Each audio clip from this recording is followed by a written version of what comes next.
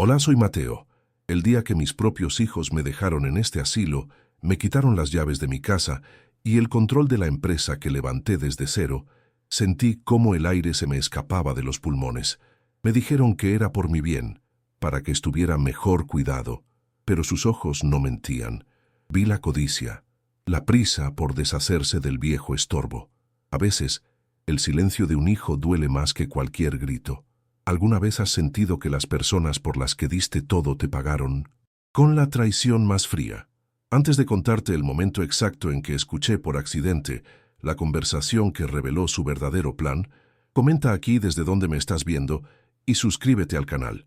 Créeme, no querrás perderte lo que pasa cuando un padre descubre que para sus hijos su valor no estaba en su corazón, sino en su billetera. Ese día olía a desinfectante y a una tristeza vieja impregnada en las paredes. Ricardo, mi primogénito, evitaba mi mirada, mientras que Sofía, mi niña, forzaba una sonrisa que no le llegaba a los ojos. «Papá, es solo por un tiempo», me dijo, mientras me quitaba suavemente el reloj de la muñeca, el que mi esposa me regaló. «Para que no se te pierda», murmuró. Me hablaron de un poder notarial que había firmado semanas antes, un papel que, según ellos, era para facilitar los pagos de mis cuentas. Ahora entiendo que fue la herramienta con la que me despojaron de todo. Me dieron un abrazo rápido, casi ensayado, y se fueron sin mirar atrás. Vi por la ventana cómo su coche se alejaba, llevándose consigo no solo mis bienes, sino 60 años de dedicación y amor paternal. El nudo en mi garganta era tan grande que apenas podía respirar. Los primeros días fueron un infierno silencioso. Pasaba horas sentado junto al teléfono de la recepción, esperando una llamada que nunca llegaba. Cada vez que sonaba, mi corazón daba un vuelco, solo para hundirse de nuevo al escuchar que era para otra persona. La rutina del asilo era monótona y deprimente. Comidas a horas fijas, medicinas y largas tardes viendo la televisión sin prestar atención. Observaba a los otros ancianos, cada uno con su propia historia de olvido pintada en el rostro. Intenté llamar a mis hijos un par de veces. Ricardo me contestó una vez, apurado, diciendo que estaba en una reunión importante. Sofía simplemente no respondía. Fue ahí cuando la negación empezó a desmoronarse, dejando al descubierto la cruda verdad. No era un huésped temporal, era un paquete que habían entregado y del que ya no querían saber nada. Mi mente se convirtió en un cine de recuerdos dolorosos. Me veía a mí mismo trabajando turnos dobles en el taller para poder pagar la universidad de Ricardo o vendiendo mi viejo coche para financiar la boda de ensueño de Sofía. Recordaba sus caritas de niños cuando les prometía que siempre estaría ahí para ellos, que la familia era lo más importante. ¿En qué momento se pudrió todo? ¿Cuándo dejé de ser su padre para convertirme en una carga, en una cuenta bancaria con patas? Cada recuerdo de sacrificio se sentía ahora como una puñalada. Les di las herramientas para que construyeran sus vidas y ellos las usaron para cavar mi tumba en este lugar, rodeado de extraños y del eco de promesas rotas que resonaban en mi cabeza sin piedad. La confirmación de la estafa llegó en un sobre con el logo de mi banco. Una enfermera me lo entregó una mañana, pensando que era una carta familiar. Era un estado de cuenta, mis ahorros de toda la vida. La cuenta, donde guardaba el dinero para mi vejez, estaba casi en cero. Había una serie de transferencias grandes hechas en los últimos 2 meses, todas a cuentas que reconocí al instante, las de mis hijos, el poder notarial, la firma que estampé confiando ciegamente en ellos. No solo me habían abandonado, me habían vaciado, me habían dejado sin nada, creyendo que en este lugar yo ya no necesitaría más que un plato de comida y una cama. La humillación fue tan profunda que sentí un frío que me caló hasta los huesos. No era solo el dinero, era la aniquilación de mi dignidad, el acto final de su desprecio. Esa noche no dormí. La tristeza se había transformado en algo distinto, una especie de calma helada. Ya no había lágrimas, solo una claridad brutal. Dejé de esperar sus llamadas. Dejé de mirar hacia la puerta cada vez que se abría. Entendí que lamentarme no cambiaría nada. Me convertí en un observador. Empecé a prestar atención a los detalles, a las conversaciones a mi alrededor, a las pequeñas injusticias que sufrían los demás residentes. Fue mientras ordenaba la pequeña caja de pertenencias que me permitieron traer, que mi mano tropezó con un viejo llavero que no usaba en años.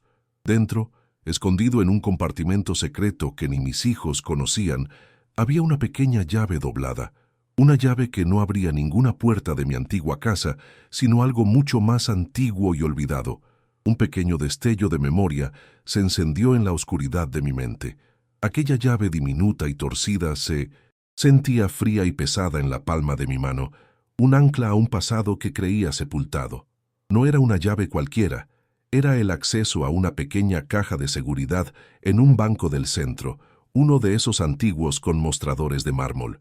La abrí hace más de 40 años, usando el apellido de soltera de mi madre, un secreto que ni siquiera mi amada Marta conoció. Mi padre siempre decía, «Hijo, nunca pongas todos los huevos en la misma canasta, ni siquiera los del corazón». Lo hice como una precaución, un último recurso contra una catástrofe que nunca imaginé que vendría de mi propia sangre.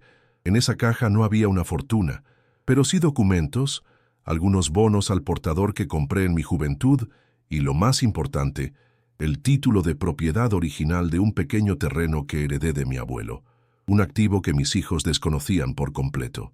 La esperanza que sentí al recordar la caja fue tan fugaz como un relámpago, seguida de inmediato por el trueno de la realidad. ¿De qué me servía una llave si era un prisionero? Este lugar tenía muros altos, una puerta que se cerraba con llave por la noche y enfermeras que registraban cada una de mis salidas al jardín. La sensación de impotencia era asfixiante. Sin embargo, algo había cambiado dentro de mí. La tristeza se había solidificado en una determinación fría. Empecé a observar, a calcular. Estudiaba los cambios de turno del personal, la hora en que llegaba el camión de la lavandería, la rutina del único guardia de Minumus Seguridad, un hombre mayor que a menudo se quedaba dormido en su silla. Mi mundo, que hasta entonces había sido un borrón de resignación, se convirtió de repente en un tablero de ajedrez. Ya no era una víctima esperando el final, era un jugador buscando su próxima jugada. En medio de rostros indiferentes y profesionales, había una enfermera joven, Elena. A diferencia de los demás, ella me miraba a los ojos cuando me hablaba. Notaba si no había tocado mi comida y me preguntaba si quería otra cosa. Pequeños gestos de humanidad que se sentían como un vaso de agua en el desierto. Un día me encontró mirando por la ventana y me dijo, «Don Mateo, extraña su casa, ¿verdad?». Su pregunta no era mecánica, tenía una calidez genuina. Empecé a conversar con ella, a preguntarle por su familia. Me contó de su abuelo, de cómo lo cuidó hasta el final. Vi en sus ojos un respeto por la vejez que mis propios hijos habían perdido. No sabía si podía confiar en ella, pero era la única luz en mi oscuridad, la única pieza del tablero que no parecía estar en mi contra. La visita de mis hijos, un mes después de mi encierro, confirmó mis peores sospechas. No vinieron a verme a mí, vinieron a ver un trámite. Ricardo, con su traje caro y su reloj nuevo, y Sofía, con un bolso que costaba más de lo que yo ganaba en mis primeros años de trabajo, pusieron unos papeles sobre la mesita de noche. «Papá, es para la venta de la casa. El mercado está bueno, no podemos perder la oportunidad», dijo Ricardo sin una pizca de emoción. Sofía añadió con una sonrisa falsa, «Así tendremos más dinero para asegurar que aquí te cuiden de maravilla». Hablaban de mi hogar, el lugar donde aprendieron a caminar, como si fuera una simple inversión. No preguntaron cómo estaba, si necesitaba algo. Solo querían mi firma, la última que necesitaban para liquidar mi vida y convertirla en su herencia anticipada. Sentí el bolígrafo en mi mano temblorosa, no por la edad, sino por una rabia contenida que amenazaba con ahogarme. Los miré a los ojos buscando desesperadamente un rastro de los niños que crié, a los que les leía cuentos por la noche. No encontré nada, solo vi a dos extraños, dos depredadores que me veían como el último obstáculo para su comodidad. Decidí darles lo que querían. Fingí confusión, me hice el senil. «Ah, la casa. Sí, claro, hijos, ustedes saben lo que es mejor». Firmé lentamente, con una caligrafía torpe y deliberada. Vi el alivio cruzar sus rostros. Creyeron que habían ganado. que el viejo finalmente se había rendido. No se dieron cuenta de que ese acto de sumisión era mi primera declaración de guerra. Mi debilidad se había convertido en mi mejor disfraz. Apenas su coche salió del estacionamiento, la máscara de anciano frágil se desvaneció. La adrenalina corría por mis venas. Tenía que actuar rápido. Esa misma tarde, esperé a que Elena hiciera su ronda. La llamé a mi habitación con un gesto, asegurándome de que estuviéramos solos. Le hablé con la voz quebrada, una mezcla de verdad y actuación. Elena, necesito tu ayuda. Es algo de vida o muerte para mi alma. Le conté una versión editada de la historia, que en una caja de seguridad guardaba las últimas cartas que mi esposa Marta me escribió antes de morir, y que mis hijos, en su afán por organizar mis cosas, planeaban vaciarla y tirar todo. Son lo único real que me queda de ella. No puedo permitir que se pierdan, le supliqué, mostrándole la pequeña llave como prueba. Solo necesito salir un par de horas, por favor. Elena se quedó en silencio, mirando la llave en mi mano y luego mi rostro. Vi la batalla en sus ojos. Por un lado, el riesgo de perder su trabajo, de meterse en un problema enorme. Por el otro, la historia de un anciano desesperado, una historia que, por la frialdad que había presenciado en mis hijos, le parecía completamente creíble. Ella conocía las reglas del asilo. Eran estrictas. Sacar a un residente sin autorización familiar era impensable. Pero también tenía un corazón, y mi súplica había tocado una fibra sensible. Su vacilación era palpable. Se mordió el labio, su mirada yendo de la puerta a mí. El futuro de mi plan, mi única oportunidad de recuperar mi dignidad, pendía de la decisión que esa joven estaba a punto de tomar en el silencio de mi pequeña y desoladora habitación. Finalmente, después de lo que pareció una eternidad, Elena soltó un largo suspiro, una nube de vapor en el aire frío de la habitación. No puedo simplemente abrirle la puerta, don Mateo. Me despedirían en el acto y usted terminaría con una vigilancia aún más estricta. Mi corazón se hundió, pero ella continuó, su voz ahora un susurro conspirador. Pero conozco una manera. El camión de la lavandería llega mañana a las 10. Hacen tanto ruido y el guardia de la puerta trasera, Manuel, siempre aprovecha para su siesta. Le daré ropa de mi abuelo, pero tiene que prometerme algo. Solo tiene una hora, 60 minutos. Si no está de vuelta en ese tiempo, tendré que dar la alarma y decir que se ha desorientado. Ambos estaremos en un problema terrible. Asentí, la garganta demasiado apretada para hablar. No era solo un plan, era un pacto, sellado en la desesperación y un inesperado acto de fe. Al día siguiente, la ansiedad era una criatura viva en mi estómago. Elena apareció con una bolsa de lona. Dentro, un par de pantalones de pana, una camisa a cuadros y una chaqueta gastada. Olían a naftalina y a una vida honesta. Eran de mi abuelo, dijo con una sonrisa triste. Le quedarían mejor a usted. Me vestí en el pequeño baño, mis manos temblando tanto que apenas podía abrochar los botones. Me miré en el espejo y por un instante no reconocí al hombre que me devolvía la mirada. No era el residente número 42 con su pijama descolorido. Era Mateo, un hombre con un propósito. Elena me explicó la ruta, el punto ciego de la cámara de seguridad, el momento exacto en que el enorme carro de ropa sucia bloquearía la vista del pasillo. Cada segundo estaba contado. La libertad tenía el sabor del miedo. El estruendo del carro de metal sobre las baldosas fue mi señal. Elena me dio una mirada de aliento desde el final del pasillo y desapareció en otra habitación. Caminé, tratando de que mis pasos parecieran tranquilos, aunque mi pulso martillaba en mis oídos. Pasé junto a la garita de seguridad. Manuel estaba exactamente como Elena había predicho, reclinado en su silla con un periódico sobre el rostro, roncando suavemente. El pestillo de la puerta de servicio se dio con un clic que sonó como un disparo en el silencio. Empujé y el aire fresco de la calle me golpeó la cara. Por primera vez en meses olí la ciudad, el humo de los coches, el aroma del pan de una panadería cercana. Era abrumador, glorioso. Con una mano temblorosa hice una seña al primer taxi que vi, mi voz ronca al dar la dirección del banco. Mientras yo me dirigía al centro, el lujoso sedán de Ricardo entraba en el estacionamiento del asilo. Él y Sofía no venían a visitarme, sino a saquear. Entraron con cajas vacías, con la excusa de recoger algunos objetos sentimentales, antes de que los de la mudanza vaciaran la casa. La supervisora, ajena a mi fuga, les informó con profesionalismo. Su padre no se siente muy bien hoy. La enfermera dice que está descansando y ha pedido no ser molestado. Ricardo apenas parpadeó. Perfecto, así no tenemos que darle explicaciones. Es mejor que no nos vea llevándonos sus cosas, se pone muy sensible. No había preocupación en su voz, solo la fría eficiencia de quien realiza una tarea desagradable. Para ellos, yo ya no era una persona, sino un inventario que liquidar. Entraron en mi habitación como si fuera un almacén abandonado. Sofía abrió bruscamente los cajones de mi mesita de noche, apartando con desdén las fotografías de su madre y sus dibujos de la infancia. Pura basura sentimental, le dijo a su hermano. Ricardo, por su parte, palpaba los forros de mis viejos sacos colgados en el pequeño armario, buscando algún sobre con dinero o el reloj de oro que yo solía usar en ocasiones especiales y que no habían encontrado. Su conversación era un murmullo de codicia y frustración. Estoy seguro de que el viejo escondió algo más. No puede ser que todo estuviera en el banco, se quejaba Ricardo.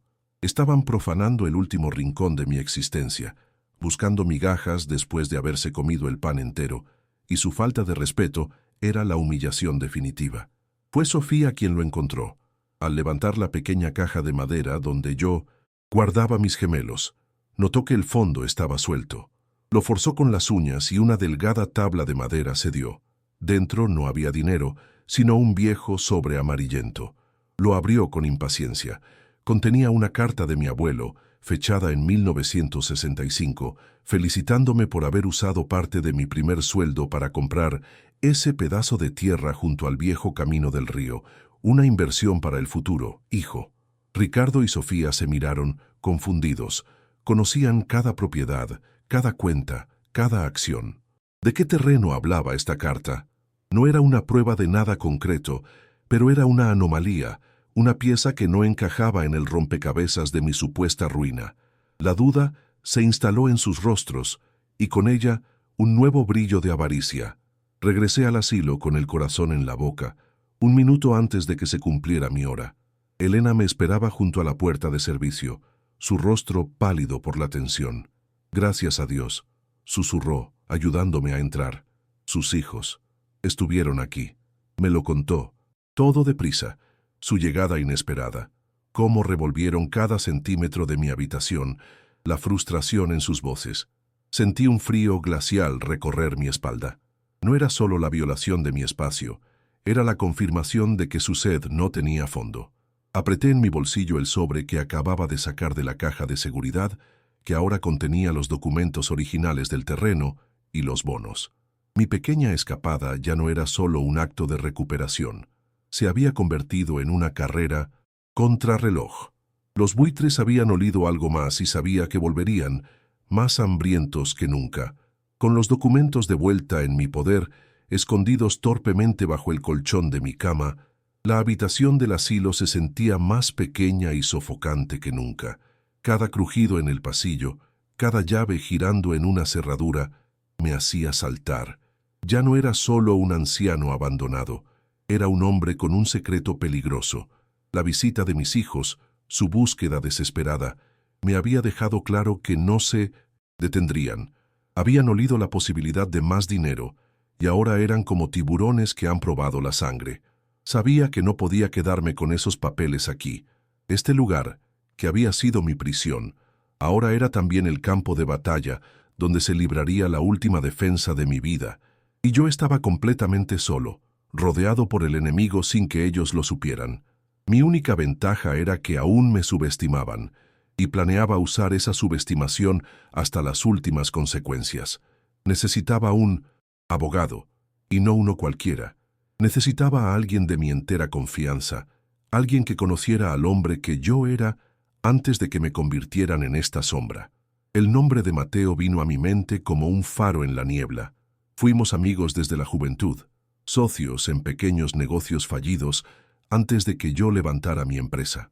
Mateo era un hombre recto, de esos que ya no se encuentran, con una aversión casi patológica por la injusticia. Pero, ¿cómo contactarlo? No podía simplemente llamar por teléfono. Estaba seguro de que, si mis hijos sospechaban algo, ya habrían pedido al asilo que monitoreara mis comunicaciones. Cualquier movimiento en falso, cualquier palabra fuera de lugar, y perdería la partida antes de siquiera haberla empezado. La paranoia se convirtió en mi compañera constante, analizando cada rostro, cada gesto del personal, preguntándome quién podría ser un espía a sueldo de mis propios hijos. Decidí entonces profundizar mi actuación. Si querían a un viejo senil, inofensivo, eso es lo que tendrían. Empecé a derramar la sopa a propósito durante las comidas, a llamar a las enfermeras por nombres equivocados, a quedarme mirando un punto fijo en la pared durante horas. Me convertí en el residente problemático, pero digno de lástima. La supervisora me miraba con una mezcla de fastidio y compasión, exactamente la reacción que buscaba. Esta máscara de demencia era mi escudo. Mientras ellos veían a un hombre cuya mente se desvanecía, la mía trabajaba a una velocidad febril trazando un plan. La humillación de fingir mi propio declive era un precio pequeño a pagar por la oportunidad de recuperar no solo mi dinero, sino el respeto por mí mismo que me habían arrancado de raíz, dejándome expuesto y vulnerable. Mi plan dependía una vez más de Elena. No podía pedirle que me ayudara a escapar de nuevo. El riesgo era demasiado grande para ella, pero necesitaba sacar los documentos del asilo. Esperé el momento adecuado, una tarde en que ella estaba de turno y el pasillo estaba tranquilo. La llamé a mi habitación con la excusa de que no podía abrir un frasco de mermelada. Cuando estuvo a mi lado, saqué un sobre grueso y sellado. «Elena», le dije con voz temblorosa, «dentro de este sobre están mis últimas voluntades, una carta para mi viejo amigo y abogado Mateo. Mis hijos, ellos no entienden mis deseos. Tengo miedo de que si lo envío por el correo de aquí lo intercepten. ¿Podrías por favor echarlo en un buzón fuera de aquí? Es lo último. ¿Qué te pido?» Apelé a su sentido de la justicia, sembrando la duda sobre la integridad de mis hijos, algo que ella ya había presenciado. Esa noche, a la luz de una pequeña lámpara, escribí la carta más importante de mi vida. No podía detallar la situación explícitamente, por si la carta caía en manos equivocadas. En su lugar, llené la página con recuerdos compartidos con Mateo. Le hablé de nuestras excursiones de pesca al lado del viejo camino del río, cerca del terreno de mi abuelo, y le dije que había encontrado un viejo mapa del tesoro que necesitaba que él autenticara. Le recordé su promesa de que siempre cuidaríamos el uno del otro, una promesa hecha hacía 50 años sobre una botella de vino barato. Dentro de ese sobre coloqué otro más pequeño, sellado, con los documentos originales y una simple nota escrita en un trozo de papel de servilleta. «Mateo, me han dejado sin nada. Esta es mi única esperanza. Ayúdame». Era un acto de fe ciega. Al día siguiente, con el corazón martillándome en el pecho, le entregué el sobre a Elena. Le ofrecí los únicos billetes que me quedaban, escondidos en el dobladillo de un pantalón. «Para el taxi, para las molestias», insistí. Ella intentó negarse, pero vio la desesperación en mis ojos y finalmente aceptó, guardando el sobre en su bolso con una mirada que era una mezcla de compasión y preocupación. «Lo haré en mi hora de almuerzo, don Mateo. No se preocupe». Verla alejarse por el pasillo con mi futuro en su bolso fue uno de los momentos más aterradores de mi vida. Había puesto mi destino en manos de una joven bondadosa y en la lealtad de un amigo al que no veía desde hacía casi una década. Ahora, todo lo que podía hacer era esperar y seguir interpretando mi papel de anciano desvalido. Los días que siguieron fueron una tortura de silencio y ansiedad. El tiempo se estiraba. Cada minuto pesaba como una hora. Mis hijos no aparecieron, pero sus llamadas al asilo se hicieron más frecuentes. Escuché a 2 enfermeras cuchichear en el pasillo. «Los hijos del señor Mateo están pidiendo una evaluación psiquiátrica completa», dijo una. «Parece que quieren declararlo legalmente incompetente para administrar sus propios asuntos». El aire se me heló en los pulmones. Estaban moviendo sus piezas, construyendo una jaula legal a mi alrededor. Era una carrera desesperada contra el tiempo. ¿Llegaría mi carta a Mateo? ¿Entendería la urgencia? ¿Estaría dispuesto a enfrentarse a mi familia? Cada día que pasaba sin noticias, la soga se apretaba un poco más alrededor de mi cuello, y la esperanza comenzaba a sentirse como una forma cruel de locura. La mañana de la reunión, el aire en la pequeña sala de conferencias del asilo era denso y cargado de una tensión casi palpable. Mis hijos llegaron puntuales, flanqueados por un abogado joven con un maletín de cuero que parecía más caro que mi primer coche. Ricardo me lanzó una mirada de suficiencia, mientras Sofía evitaba mis ojos, concentrándose en arreglar un pliegue, inexistente en su falda. Creyeron que era su acto final, la reunión donde el informe psiquiátrico me declararía oficialmente incapaz y les daría el control absoluto. Estaban tan seguros de su victoria que no prestaron atención al hombre de cabello plateado y traje impecable sentado a mi lado. Para ellos, Mateo era solo otro mueble en el decorado de mi decadencia, un detalle insignificante en el día de su coronación. No podían estar más equivocados. El abogado de mis hijos comenzó a hablar, con una voz melosa y condescendiente, sobre la necesidad de proteger mis intereses y mi bienestar. Fue entonces cuando Mateo se aclaró la garganta, un sonido suave pero que cortó el monólogo en seco. Colocó su tarjeta de presentación en el centro de la mesa. Soy Mateo Vargas, y a partir de este momento represento todos los intereses legales, financieros y personales del señor Mateo Méndez. Ricardo soltó una risa incrédula. ¿Un abogado? Papá, no necesitas gastar tu dinero en esto. Estamos aquí para ayudarte. Mateo no sonrió. Su mirada era tan afilada como el hielo. Precisamente por eso estoy aquí, señor Méndez, para proteger a mi cliente de la clase de ayuda que ustedes le han estado proporcionando. La confianza en el rostro de mis hijos comenzó a agrietarse por primera vez. Sin esperar respuesta, Mateo abrió su propio maletín y sacó una carpeta abultada. De ella extrajo una serie de estados de cuenta bancarios, extendiéndolos sobre la mesa como si fueran cartas en una partida de póker. Estos son los registros de las cuentas de mi cliente durante los últimos 6 meses, dijo. Su voz era un murmullo tranquilo y letal. Es curioso cómo coinciden las transferencias más grandes con la fecha exacta de su ingreso en esta institución. Cientos de miles de dólares movidos a cuentas, a nombre de Ricardo Méndez y Sofía Méndez.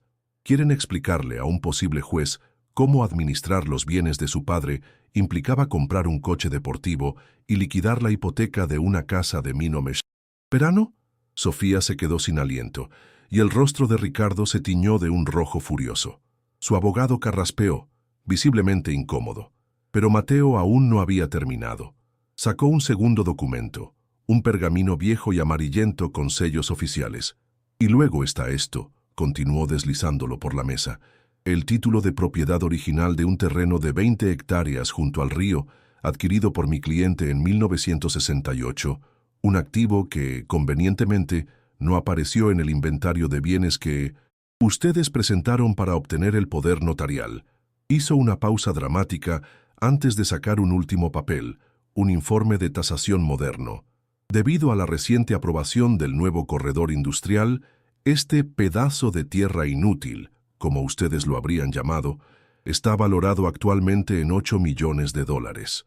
El silencio que cayó en la sala fue tan profundo que pude oír el zumbido de las luces fluorescentes. Vi cómo la codicia pura y desnuda reemplazaba la ira en los ojos de mis hijos. Fue entonces cuando hablé. Dejé caer la máscara de fragilidad que había llevado durante meses. Mi voz no tembló, salió firme, clara y cargada con el peso de cada humillación sufrida. Pasaron toda su vida buscando en mis bolsillos, esperando que muriera para quedarse con la casa y la empresa, les dije, mirándolos directamente a los ojos, uno por uno. Estaban tan ciegos por lo que creían que yo tenía, que nunca se molestaron en ver quién era yo realmente. Nunca preguntaron por mis sueños, mis miedos, o las historias detrás de mis cicatrices. Su avaricia no solo les robó su humanidad, sino que también les cegó ante el verdadero legado que mi padre me dejó. El tesoro no estaba en la caja fuerte que vaciaron, sino en la tierra que despreciaron. Mateo retomó la palabra. Su tono ahora era el de un verdugo dictando sentencia. El señor Méndez ha revocado su poder notarial con efecto inmediato. Se ha presentado una demanda civil por fraude, abuso de confianza y explotación de un adulto mayor. Exigimos la restitución total de los fondos sustraídos, con intereses y daños. Y en cuanto a la fortuna del terreno, hizo otra pausa, saboreando el momento. Mi cliente ha decidido no tocar un solo centavo para sí mismo. Miré a mis hijos, sus rostros una mezcla grotesca de esperanza y pánico. Voy a crear la Fundación Marta Méndez, declaré, usando el nombre de su madre como un escudo final. Una fundación que ofrecerá ayuda legal y refugio a ancianos que han sido abandonados y estafados por sus propias familias. Su herencia será ayudar a las víctimas de gente como ustedes. La reacción fue instantánea y primitiva.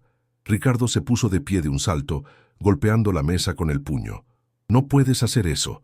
Es nuestro dinero. Te guste o no, somos tu familia». Su voz era un chillido de pura desesperación. Sofía rompió a llorar, pero sus lágrimas no eran de arrepentimiento, sino de la rabia de una niña a la que le acaban de arrebatar el dulce más grande. Eran bestias, heridas, despojadas de su presa. Los observé por última vez, no con odio, sino con una lástima vacía y distante. Ya no eran mis hijos, eran extraños, monumentos a su propia codicia. Con la ayuda de Mateo, me levanté lentamente y sin mirar atrás salí de la habitación, dejando que el sonido de sus gritos y acusaciones se desvaneciera detrás de mí.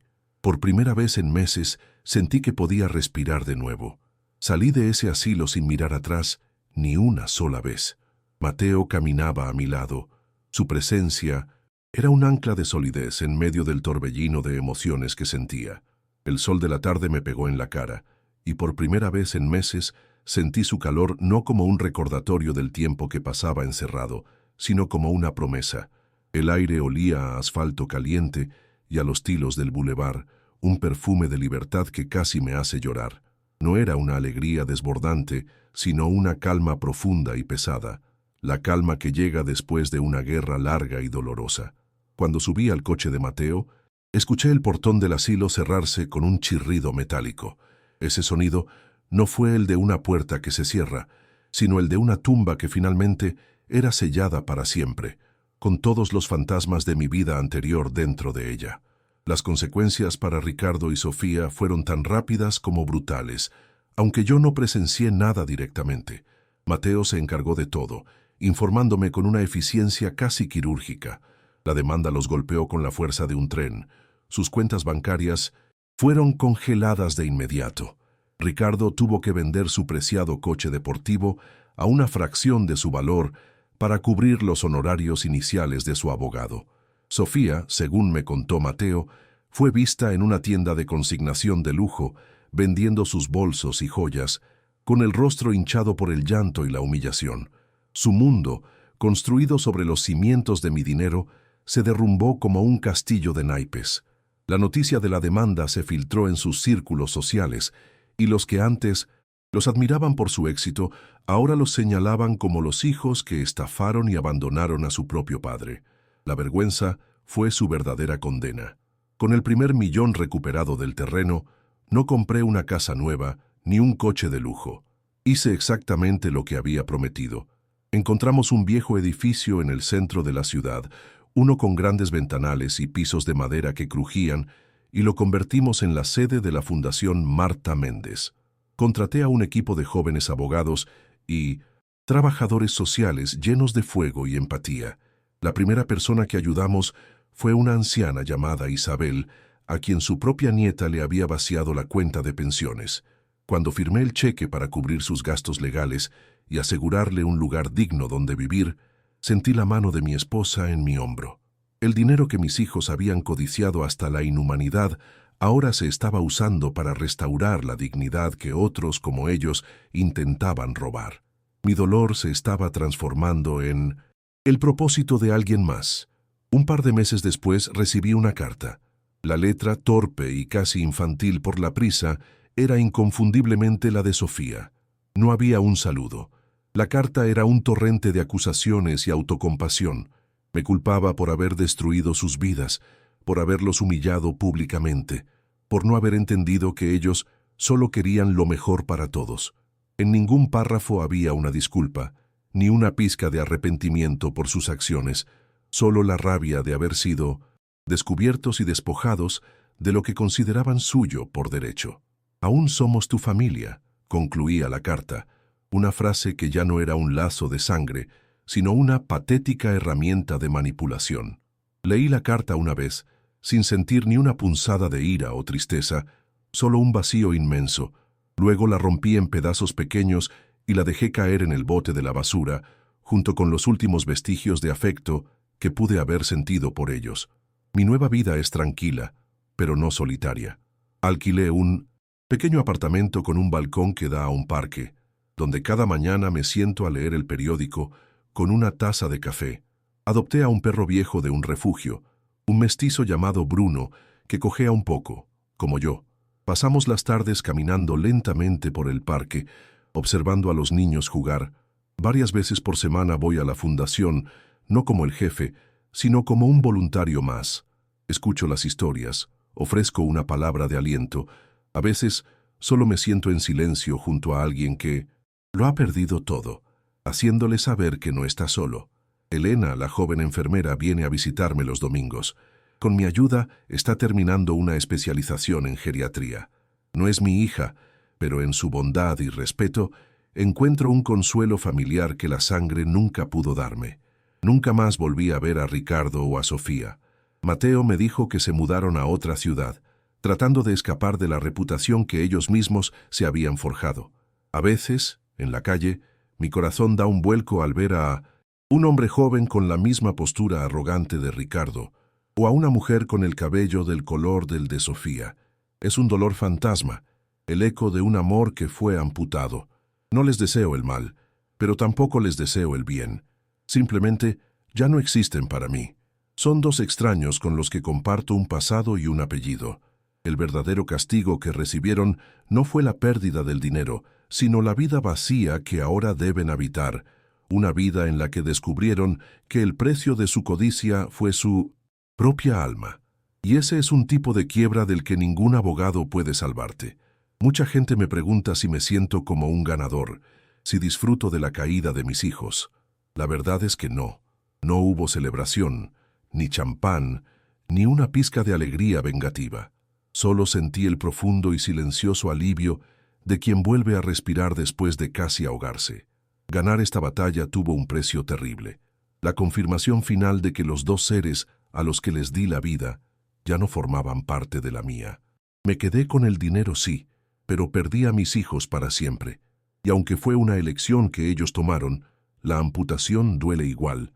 Al final, entendí que la verdadera victoria no fue recuperar una fortuna, sino recuperar mi nombre, mi voz y el derecho a ser Mateo, no solo el viejo o el problema del que todos querían deshacerse. Esta experiencia me enseñó la lección más dura y clara de todas. La sangre te hace pariente, pero es la lealtad, el respeto y el cariño lo que te convierte en familia. Mis hijos compartían mi ADN, pero fueron un abogado leal al que no veía en años y una enfermera joven y valiente, quienes demostraron ser mi verdadera familia en la hora más oscura. Elena arriesgó su trabajo por un anciano que apenas conocía, motivada por una simple decencia humana que mis propios hijos habían olvidado. Mateo movió cielo y tierra por una amistad forjada medio siglo atrás. Incluso Bruno, mi perro cojo, me ofrece cada día una lealtad pura que no pide nada a cambio. A veces la familia que eliges, e incluso la que te encuentra en un refugio, es la que verdaderamente sana las heridas que la sangre no pudo evitar. La Fundación Marta Méndez no es un monumento a mi victoria, sino un santuario a su memoria. Marta era el pegamento de nuestra familia, la que nos enseñó que el amor era un verbo, no un sustantivo. Ella creía que la bondad era la inversión más segura y que el respeto era la herencia más valiosa que podíamos dejar. Ver a nuestros hijos convertirse en lo que se convirtieron habría sido su mayor dolor. Por eso, cada vez que la Fundación ayuda a un anciano a recuperar su hogar o su dignidad, siento que estoy manteniendo viva la esencia de mi esposa. Mis hijos heredaron mis bienes, pero no el legado de su madre. Así que decidí usar ese dinero para esparcir su verdadera luz por el mundo, una luz que ellos intentaron apagar con su oscuridad y su codicia. Me quitaron mi casa, mi dinero, mi libertad. Intentaron quitarme hasta mi mente, declarándome incompetente. Pero hay algo que nunca pudieron arrebatarme del todo: mi dignidad. Estaba magullada, enterrada bajo capas de humillación, vergüenza y dolor, pero seguía ahí, como una brasa esperando un soplo de aire para volver a arder. La dignidad no es un traje caro ni una cuenta bancaria abultada. Es esa pequeña voz interior que te dice que mereces respeto, incluso cuando el mundo y tu propia familia te gritan que no vales nada. Reclamarla fue mi verdadera batalla, no en una sala de juntas, con abogados, sino en el silencio de mi habitación en el asilo, cuando decidí que no iba a desaparecer en silencio. Esa decisión, ese pequeño acto de rebeldía, lo cambió todo.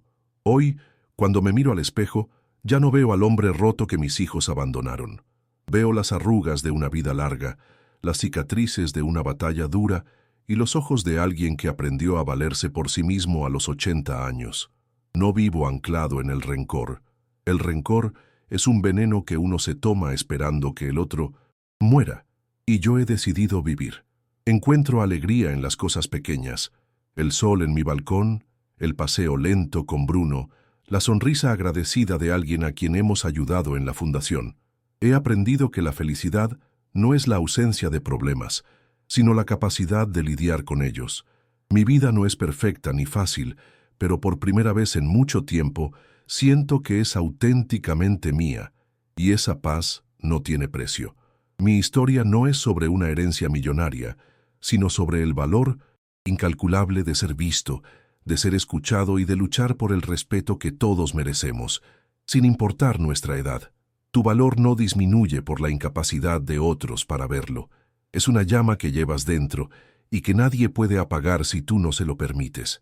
Si conoces a alguien que se siente invisible, que cree que su voz ya no importa, por favor comparte este video con esa persona. A veces, una historia es todo lo que se necesita para recordar nuestra propia fuerza. No olvides suscribirte para más historias sobre cómo encontrar el valor para reescribir nuestro propio final. Gracias por escucharme.